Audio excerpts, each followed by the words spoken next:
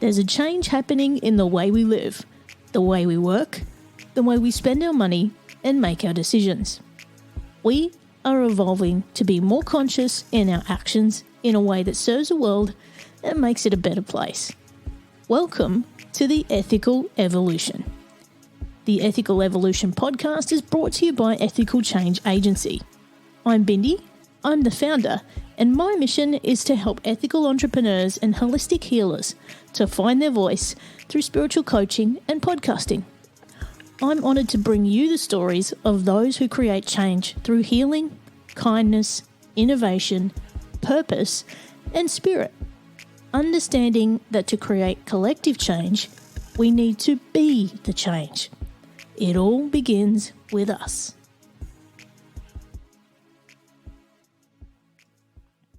Andrew Rowe's mission is to guide you on your journey back to your authentic self.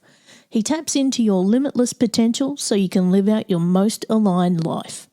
He's here to help you remember your true power and limitless capacity. Join us as Andrew and I explore authenticity, intuition, and healing trauma as we return to love. Welcome, Andrew, to the Ethical Evolution. Thank you so much for having me, Bindi. Now, I'm super excited to be with you today. You're joining us from the UK, and we've been chatting offline, having the best time. For those people who don't know you, can you go ahead and tell us? Yeah, of course. So my name's Andrew Rowe. I am a spiritual healer coach that specializes in authenticity and helping people step into their authentic true selves, which for me means into their soul self. So moving away from the ego and into their soul. I'm Irish, British, and Canadian, born in Switzerland and grew up in France. You're like United Nations. You try and remember that. You try and remember that because my best friends think I'm Swedish. So... What a mix. What a mix you are. What a delightful mix you are. Now, what I love about you, like you and I are both on, a very tuned spiritual path. I'm sure we could talk about that for days on end, but authenticity is something that has really bubbled up for me in particular this week. So when you're chatting with someone, or, helping someone to get in touch with who they really are, what's your process? Yeah, that's a good question. I always get them to fill out a form, so kind of getting a bit of better understanding of, what is limiting them at the moment in their lives. Where do they feel that they're kind of at a standstill, and that starts to give me a bit of a blueprint. And then when I start working with my clients, we have a chat, we go through it. I look at their values and look at, what are the top 10 values that you have in your life, and are you living in alignment to them? So, for example, maybe one of their values is honesty, but they grade it like 4 out of 10 because they're not able to be honest with others. They're afraid of being judged. They're afraid of, they're not able to be honest with themselves. They can't trust themselves. So by going through this kind of more logical approach, when we look at with numbers, quantitative approach, that was what I was trying to look for. It gives the client already a bit of ability to see like, okay, so this is what's going on. And then when it actually comes to like working with my clients, it kind of just, flows and moves and shifts. And so, say for example, my client's like, well, I really struggle speaking my truth.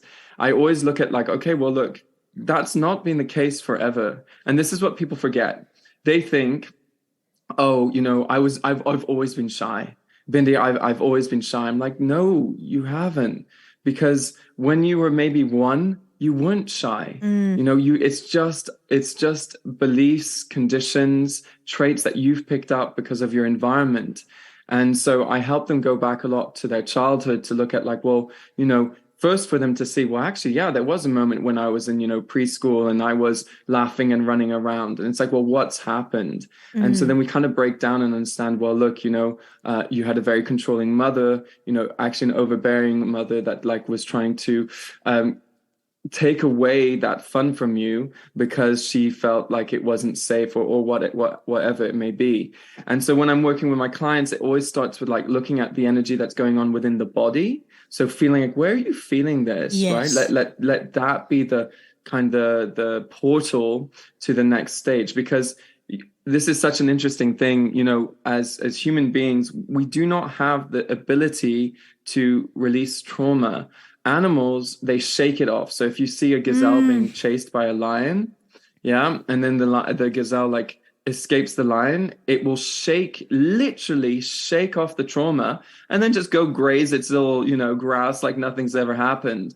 But with us, we take it and we lock it in our bodies because we don't know how to let go of it. And then, hey, energy doesn't go. It doesn't disappear. It gets stuck in different parts of our system, usually in our chakras, but then we can also feel it in different parts of our body as well.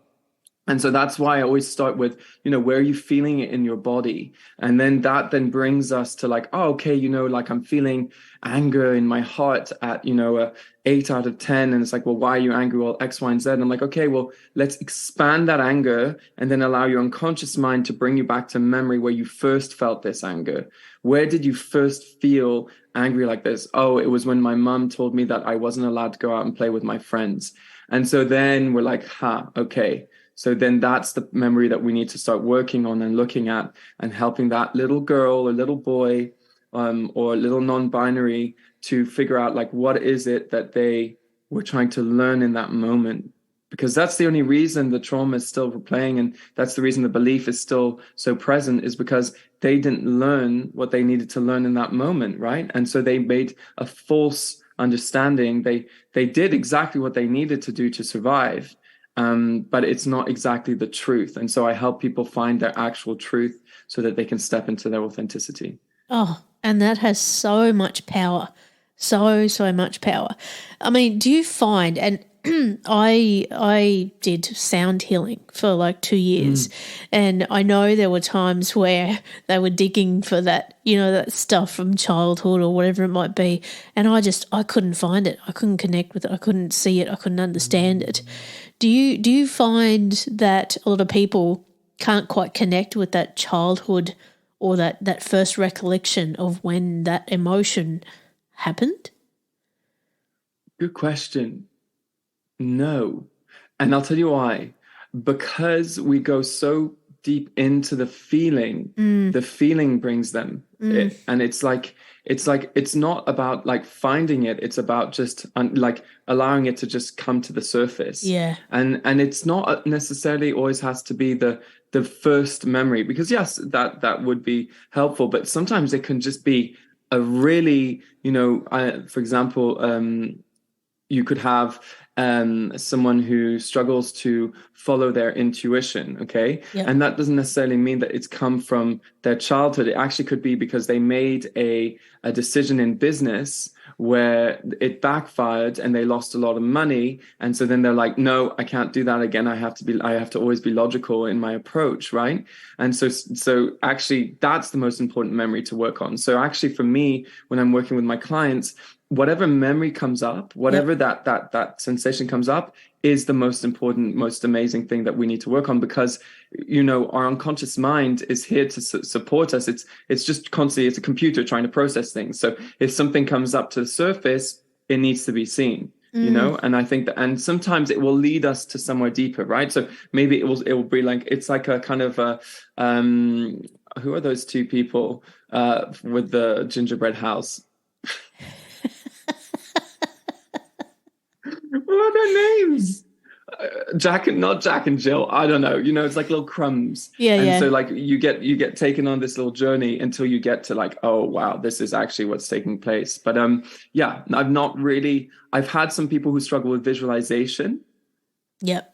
They really find it difficult to and actually this type of work really requires you to be able to visualize. Yeah. But sometimes you don't have to see, but as long as you're feeling it, as long as there's some kind of sensory experience. And if you've had a trauma, I just want to really explain that it doesn't mean like a horrible thing. A trauma could be some really minute thing. Yeah. doesn't have to be something really bad, but it was still traumatic in that moment.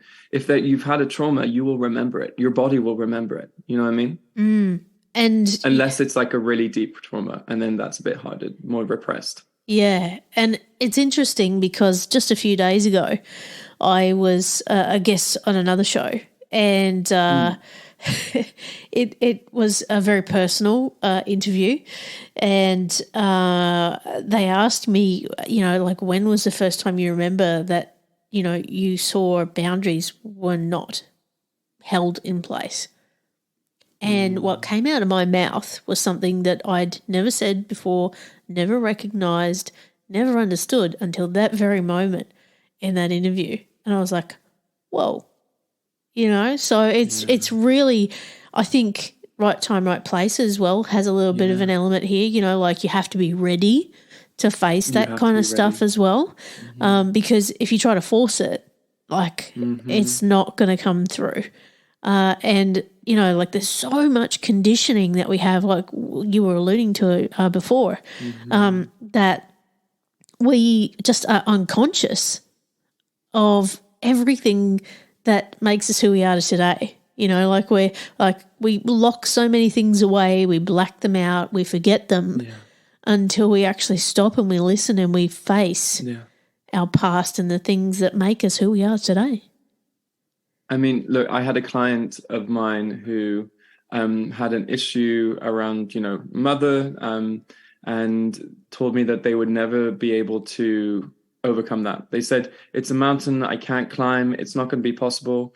And I said, listen, you said that about other things before, and look at you now. Yeah. So maybe this is just that extra challenge, and when there's that willingness, and when the space is safe and they feel really like that there's a safe space and that they can open up and be vulnerable, anything is possible. And yes, it does require us to sometimes have to take out the wool over our eyes or take off the rose-tinted glasses and actually see the truth of what that relationship is, or was, rather than being like, oh no, it's all fine, it's all great. Because, at the end of the day, not every relationship is all fine, is all great. You're contending with another human being who has their conditions and their belief systems. So of course there's going to be some polarity. Of course there's going to be some sort of conflict. And so to say, yeah, my childhood was great, my mother was amazing, that's just putting your head in the sand. It's like, and this is one of the things I always say to like my clients and people who want to work with me. I say, I'm not here to demonize your parents. I'm not here to, that's the complete opposite. What I am here to help you see is that no one is perfect and people make mistakes. But in order for you to get to a place where you can let go of your resentment, let go of your anger, let go of all of this negative feeling that you're feeling, you have to come to a place where you realize that that's the truth. You have to come to the place that your parents are imperfect and that they are human beings as well. And within 3 sessions, we climbed that mountain and shifted what needed to be shifted. But as you were saying, Bindi, it requires that person to have that confidence and courage and to know that actually, you know what? It's going to be uncomfortable. You're going to start to see this person. It's going to be like a journey. You're going to start seeing this person for who they truly are. But because of the work that you're doing, you're also going to see that they're coming from their own conditioning and that they aren't doing it because they're malicious or vindictive, but because they are hurting. And so they only know how to hurt people, right? Yes. And so it's this beautiful kind of, I don't know, like kind of synchronistic experience where everything just starts to harmonize when you start to see, the patterns of humans, and that everything is action, reaction. Oh, this is fun. You guys can't see this, but Andrew's doing a little bit of a rolling motion with his hands. He's rolling in the deep there. I'm creating like a ball of energy. I love it. But it is true, it's action, reaction, and emotion is all part of it. And again, I've been having a lot of conversations about our parents and how they impacted us to who we are today. Like, it doesn't mean that they were bad, doesn't mean that they weren't great parents. It's just they were doing the best they knew how to do. Like, they had their own conditioning and they did the best they knew how to do with what they had. So, like, there shouldn't be any shame around that. There should be nothing but love for them because they tried the best they could. And by getting those things out in the open, it's by no means, saying they were bad.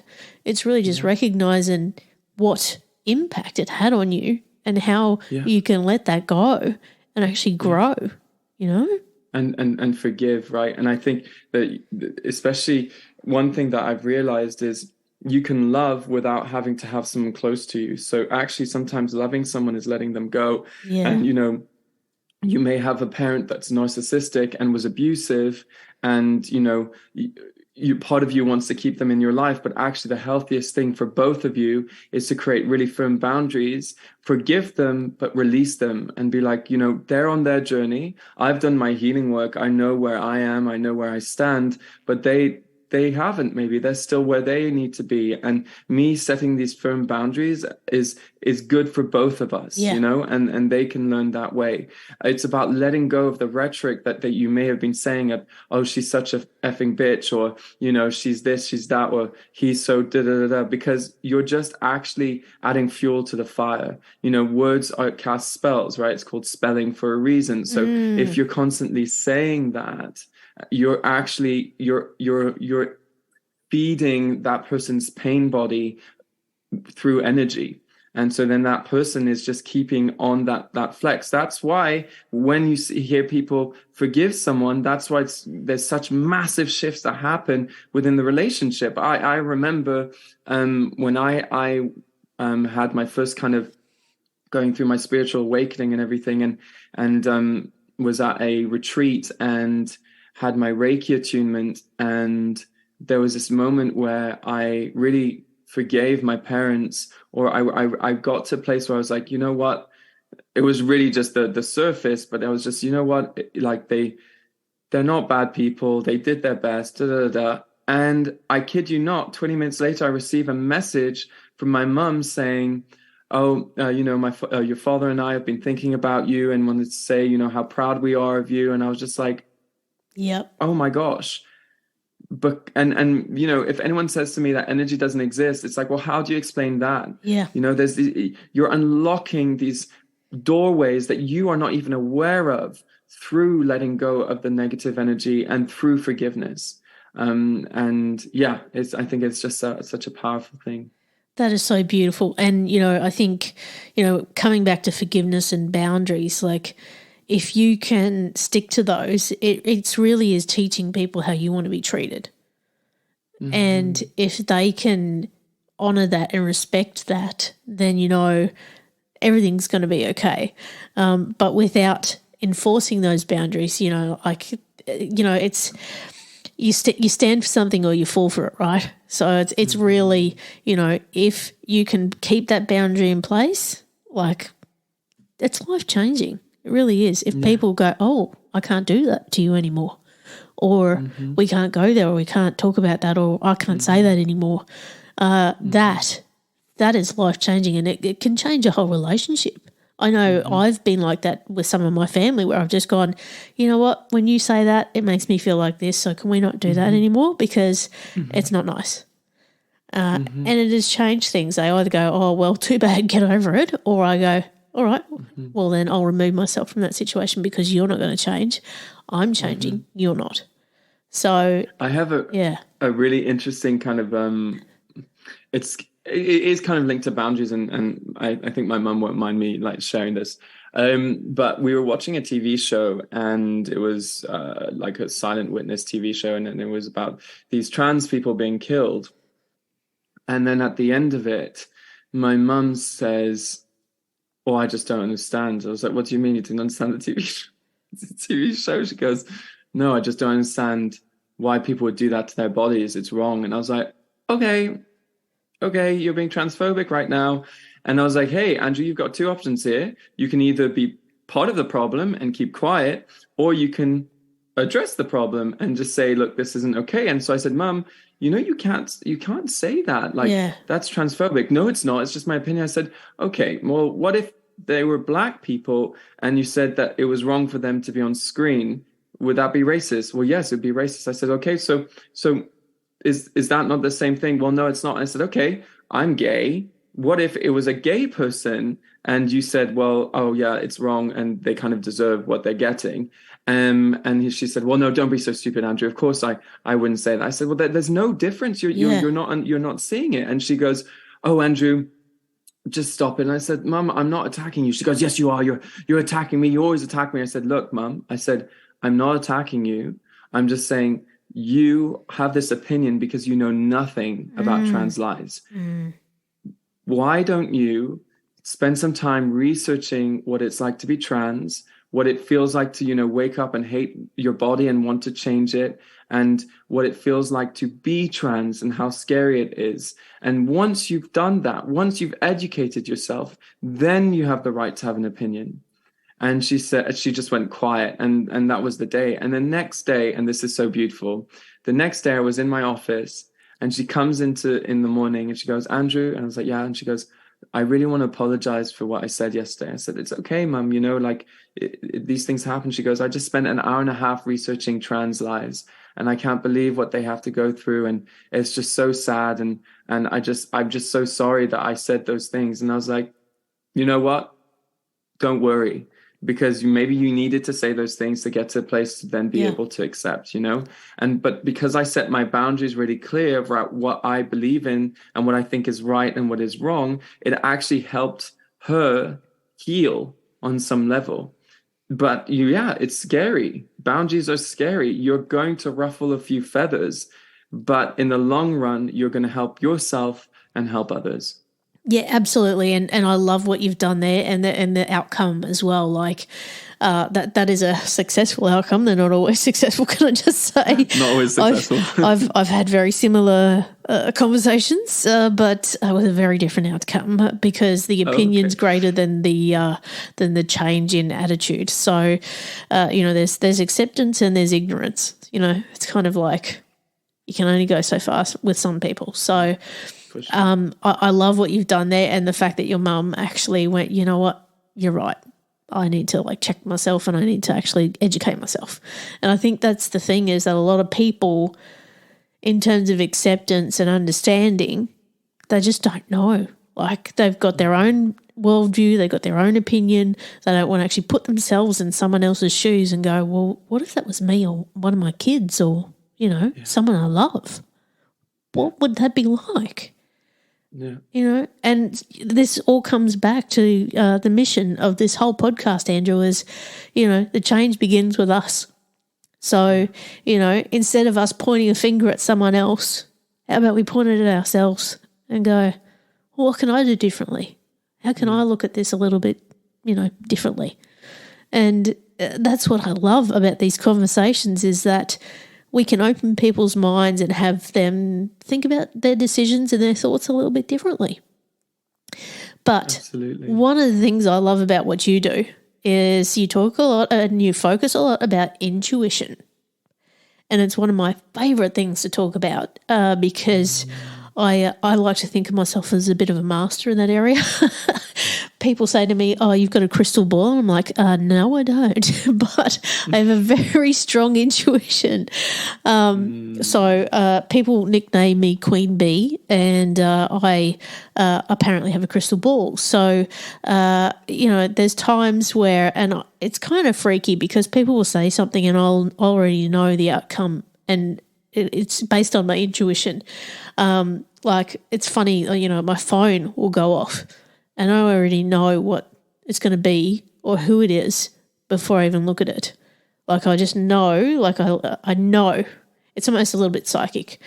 But yeah, it is psychic. It's not a little bit psychic, it is psychic. But in terms of intuition, I also got a bit of a bolt from the blue this week. This week has just been a bit of a shit show, honestly. But I got a bolt from the blue, particularly today, where I was like, if I reflected on my intuition and my decisions that I made in a particular situation. If I had another choice, I would have done it differently. And I probably didn't listen to my gut initially when I made a particular decision, and it's now coming back to backfire. And I've gone, yes, my gut was telling me something and I didn't listen to it. And I was under pressure at the time and I had to push through. And that was why I didn't listen. And now it's backfiring. I should have known better. Yes, it sounds like, is it a Richard Marx song? But intuition is so important in our decision making. Like, if you listen to your gut and just sit for a minute, and I think one of the big things is you just need to stop. You need to stop, quiet the noise, take a deep breath. And I know breath work's a big thing for you too. You just need to stop and listen, right? I work a lot with my clients around intuition and trusting the universe, because if you want to live your authentic truth, you have to come from a soul, listen to your soul in every moment, right? And if you want to live your most aligned, dream manifested life, you have to listen to your intuition, because, a friend of mine mentioned this, and I now use this word. It's the royal road. And we all have this royal road, and our intuition is constantly trying to bring us to our royal road, because try and say that quickly, really difficult. Tries to bring us to the RR, because it's linked to our higher self, and our higher self wants the best best for us. And the amazing thing about our intuition is, we might make a decision and we don't see the outcome until 3 years later. But that's what is about like fully trusting your intuition without fear. And when I work with my clients, and this may help some people listening, the most common belief systems around not trusting your intuition is you're afraid of making mistakes. So you believe that mistakes are true, and that if you follow your intuition, it's not your intuition, you're going to be punished, or it's going to be the wrong road. Every road leads back to the royal road. Okay. And so even if you don't follow your intuition, there's still going to be an amazing blessing that comes from that, which will be the lesson. And I can give you a really good example of that. Was, as I was telling you, Bindi, when I was in Thailand, I got hit by a pickup truck on the motorway. And this is the truth. What happened was I was crossing the 3 lanes, and my intuition said to me, do not turn right, keep going straight. And but I always turn right. Why would I not turn right? This is, and it was so split second. I could really, within like 4 seconds that I just heard that. And then bang, I get hit by this pickup truck, and like my whole life is just turned upside down, and blah, blah, blah, break my wrist. And really scary moment, near death experience. And I was like, shoot, this is the outcome when you don't listen to your intuition sometimes, right? Positive thing is I learned a lot from it, learned how to surrender. There's some benefits. We can always see the positive at every situation. But what my guide said to me is, they said, you being hit by a pickup truck, because to be fair, just breaking my wrist is getting off quite lightly by, being hit by a very large vehicle on a motorway. They said, this is a representation of what it feels like for your soul whenever you don't listen to it. So you being hit by this pickup truck, the pain you're feeling is what your soul feels every single time you choose to listen to your ego, your fear, rather than love. And I was like, whoa, that is incredible. That makes so much sense, because actually, if you really feel into your body, when you choose to not listen to your intuition, you feel disconnected. What happens is you start to feel heavier, you feel irritated, maybe there's an unexplained emotion that comes up, maybe anxiousness, and a real sense of disconnection. Because what you've done is you've closed that portal, that opening, that connection with your higher self, and you've chosen to come back to your lower self, your ego self, right? So that was a huge lesson for me. And so a lot of people who struggle with following their intuition are afraid of these moments, because they're afraid something bad's going to happen. And hey, getting hit by a pickup truck is a pretty bad thing to happen, but it's all about perception. It's all about your choices, how you want to view things. You get to either beat yourself up, or you get to see it as a lesson and an opportunity to grow and to not make that mistake again.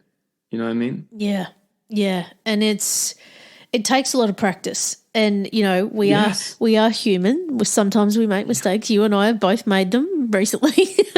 And we're reflecting on that and we learn from it. I think the key thing is that, you know, if we can learn from that and for you to get that message, wow, like that. Yeah. That is just mind-blowing. Like, that'll stick with you forever.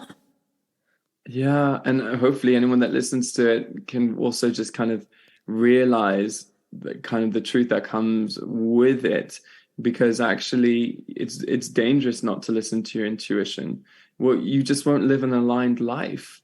And we see it time and time again, you know, people who pursue careers because of their ego, because they feel like they need to prove themselves, they have to make their parents happy, they have to do this, that, and the other, and then come to their midlife crisis, they're like, what the hell am I doing? Why am I here? Why do I feel so unfulfilled? What is my purpose, you know? And actually, if you want to find fulfillment, start following your intuition. Start following the love that's within you, that light that's constantly there. It's not gone anywhere. It's just unfortunately been covered up by all of this other stuff that you thought was true. And it's so powerful once you crack that code and understand that and start to follow it. But as you said, Mindy, it takes practice. And you know, if you want to learn to listen to your intuition, start off small. Yeah. Don't do, you know, big decisions for like, you know, business or whatever, because it may not be the best thing. But start off small. Start being like, you know, listening to your intuition of what you should have to eat, or, you know, where you should go, or, you know, on the weekend, or, you know, just start playing with it. Start being more in that kind of flowy experience of being like, and then it'll be so much easier when you make those big decisions, because you have the proof. You have actual factual proof that every single time you've listened to your intuition, it's worked in your highest and best way. Yeah. Right? And there's probably people listening, Andrew, that are like, oh, well, yeah, that's all very well and good, but like, how the hell do I do that? You know, like, you know, it's a feeling, really. It's a feeling that you literally get in your body. So you can ask yourself a question and you just feel it. Like, you just know, does this feel right or does it not? Like, is there any resistance here, or does it feel like it's going to flow? And you just know, like, it's that gut punch no that you go, yes, yeah, that feels good. I'm going to go with it. But for them to get, sorry to interrupt, just for them to get to that place, they have to do all the inner work, right? Yes. They have to get to a place where they can trust themselves. They can trust their body. They can, you know, they all of these, even self-worth. Yeah. If you have poor self-worth, how are you going to follow your intuition? Yeah. You're just going to be doubting yourself all the time. Exactly. Right? And that's why the inner work is so important. Sorry to cut you off. No, you are welcome. A very, very valid point. And one of the things that came to me as you were explaining that was, I don't know, it sort of feels to me like a lot of people don't really tune into that intuition till they get a bit older. You know, like you hit that midlife crisis and you go, what do I do now? You know? And it was like that for me. But, you know, this can be something that people much younger can tune into and benefit from much earlier than someone like me. I mean, I have clients who have worked with me. My youngest client was 23 at the time. I mean, that's a substantial investment to be doing at 23 years old. But the new generation, they're so open, and you know, they've grown up with manifesting and energy and crystals and all of this kind of stuff. Like that's in their pop culture. So they're so much more open. Yeah, they also unfortunately are so much more prone to anxiety and depression, but they're also so much more open to finding solutions and changing and not being pulled into the rat race. Because, you know, you were saying a lot of people only tap into their intuition later on. I think it's also to do with spiritual evolution, and how, the new generation that's coming in are already spiritually evolved because they're incarnating in a planet that's spiritually evolving, if that makes sense, right? Yep. So they're already at a different kind of a frequency. But these individuals who have their spiritual awakening or intuition expansion later on in their life, it's because they get so pulled into the egoic principle of materialism. And there's nothing wrong with wanting things and desiring a good life. I'm not saying that, but I'm saying it's when you get pulled into, I need this to feel worthy. I need to have lots of friends to feel worthy. I need to have the fancy car. I need to have money to feel worthy. And then also getting pulled into the whole, like, going out for drinks and actually the drinking. Like, I also drink, so I don't want to make myself sound like I'm a saint or anything. But the constant drinking is actually just dumbing down what is actually going on within themselves, and so it's that whole amalgamation of everything.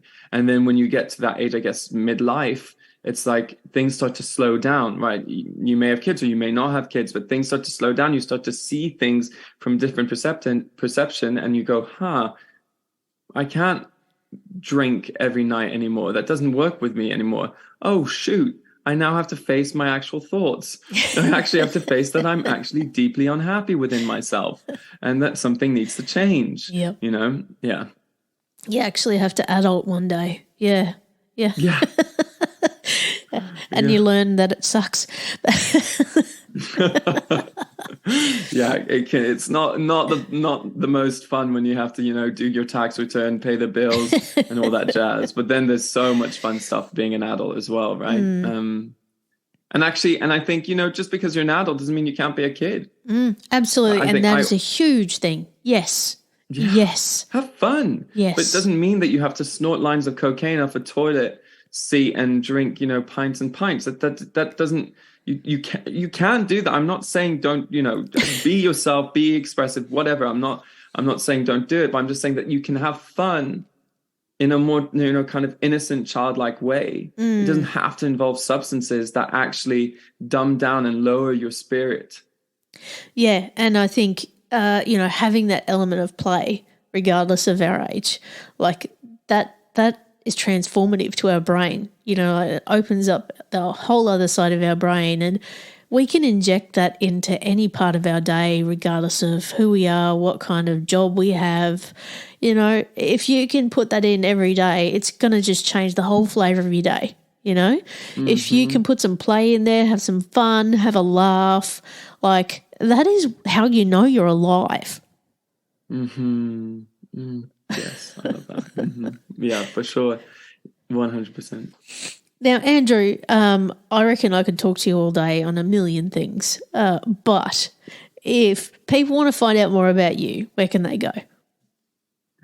So they can go to my website, which is www.andrew-rowe.co.uk, or find me on Instagram, which is at Andrew Rowe, so Andrew ROWE 111. And my Instagram, I do lots of funny videos and I give a lot of free content around belief systems and how you can, change those belief systems and stuff like that. So that's the best way to find me. Amazing. And I did want to dig a little bit deeper before I let you go on authenticity, because, at the moment, there's World Pride going on. People are celebrating sexuality and their identity. And we both are in the LGBTQ community.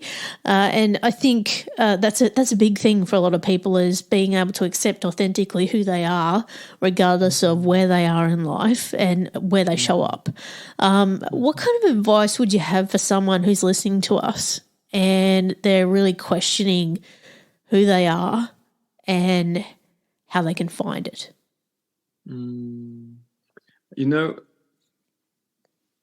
The people who are listening who are questioning that already know the answer to that question.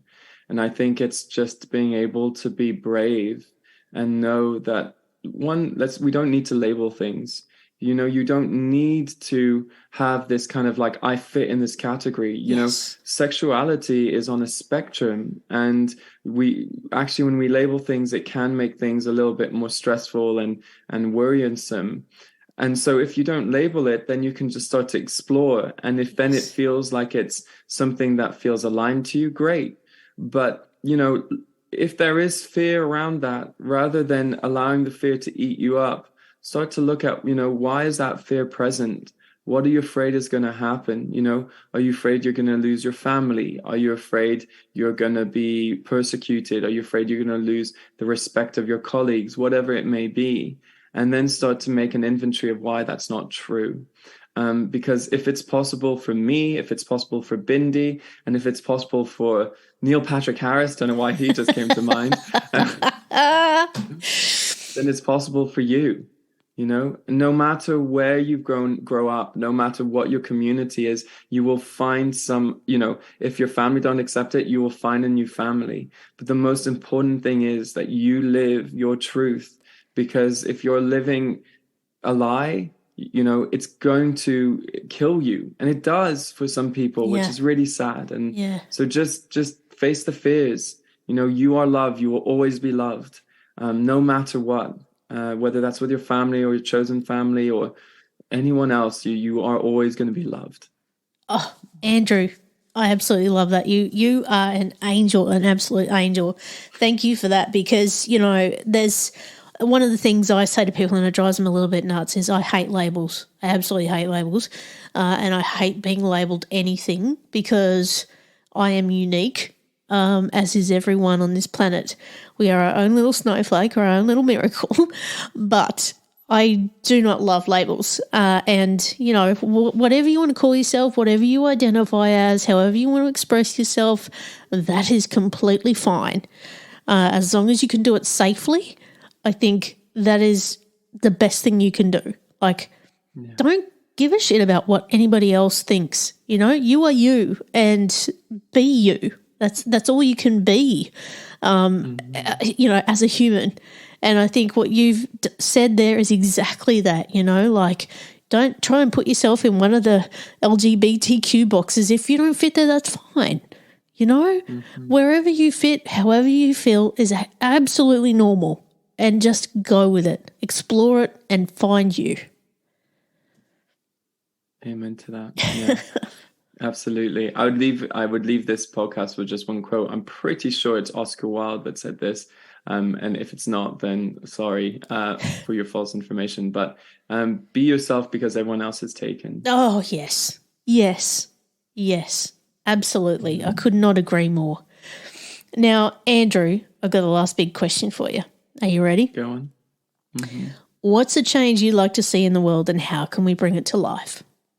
The first word that came to my mind was compassion. And so I think the change I'd like to see in this world is just more compassion. It starts with compassion for self. So in all those moments where you made mistakes, where you felt like you weren't good enough, where you feel like you don't fit in, just be compassionate with yourself and know that you're on the journey of growth, and nothing can grow if you shout at it, scream at it, you know, be mean to it. It can't. Things flourish with love. And if you can have more compassion with yourself, you then automatically have compassion with others. And then that will create this beautiful ripple effect where more people will love each other rather than hate each other. Amen. I'm not sure there's anything else that needs to be said after that. Oh, what a blessing you are, Andrew. Thank you so much for being a part of the Ethical Evolution.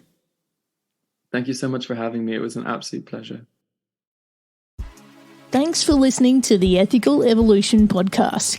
If you're ready to be the change and would love to work with me on finding your voice through spiritual coaching or creating your own podcast with impact, visit ethicalchangeagency.com.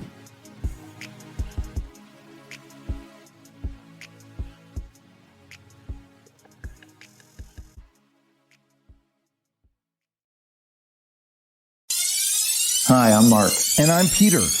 We're the founders of Electrocast Media, bringing you great podcasts like Nightmare Road Stories, Tech Talk Revolution, and Bodacious Minds. Electrocast networks include Ruby for female empowerment, the Best Business Network, and GPN for geopolitics. We built this company to create community and amplify diverse voices, and we really appreciate your support. So, keep listening to Electrocast podcasts and hear the culture.